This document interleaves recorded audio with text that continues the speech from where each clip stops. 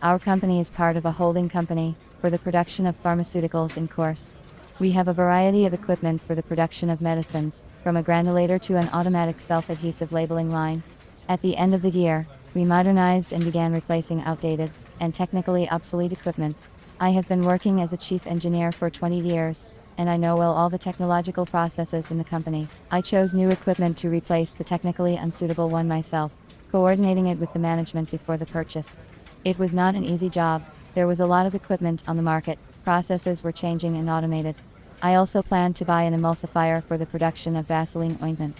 Emulsifiers, homogenizers, are used to obtain mixtures, suspensions or emulsions of liquid components with different physical and chemical characteristics. The old machine at the ointment preparation site was constantly being repaired, and we sometimes couldn't deliver the product to the customer on time.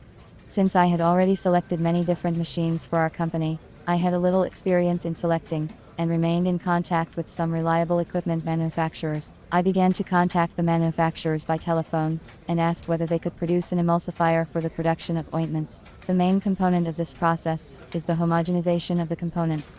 I specified a compact machine with automatic control as my main criteria. I was not prepared to wait that long.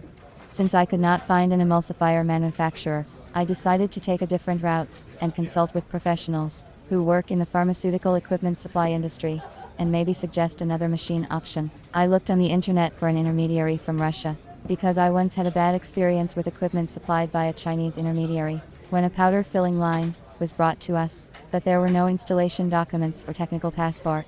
It took us a long time to set up the line. We consulted with the manufacturers on the phone, although they were reluctant to talk to us. I chose 3 vendors online. I looked at the firm's time in the pharmaceutical supply market, the company's website, and the machine's delivery terms as criteria. All companies I phoned to make sure of the professionalism of their managers. A specialist from one company in Krasnoyarsk told me to wait 5 minutes, but she did not listen to me. I didn't like such treatment of a client. The manager of another company from Kaliningrad talked to me in a polite manner, asked me questions about the required productivity of the equipment, and the desired production time. In 5 days I got 9 variants of different carton packaging machines from them, and an offer to make a choice on my own. I realized that they did not have a professional approach, and they would not help me in solving the problem of finding the equipment. The last, third option of the intermediary from Moscow turned out to be successful for me. The manager, a man, talked to me like a professional. He asked me specific questions about the desired productivity of the machine, the overall dimensions, told me about the terms of delivery. At the stage of consulting, he suggested a cream and ointment emulsifier with a capacity of 20 liters, which I was able to quickly negotiate with the company management. Within a week we concluded a contract for the supply of equipment. Manager reported the degree of readiness of the homogenizer 2 weeks before delivery. A month after signing the contract, we received the machine. Manager provided manufacturer's warranty, technical passport of equipment, drawings, instructions for use. We assembled the machine, and a week trained the workers, who will be assigned to the machine. Monoblock homogenizer was mobile. It was controlled by buttons on the control unit. The homogenizer allows you to heat and cool the product slowly, and work in a vacuum. The hopper has a grid, a metal mesh for more uniform components. We were satisfied with the equipment.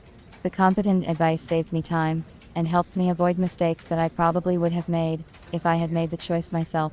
It is hard to find professionals in the equipment business. I am very glad that in the end, I was lucky to meet such a person. It is better to devote time to your classes and your main occupation than to try to solve an uncharacteristic task on your own, so that you don't completely fail the task.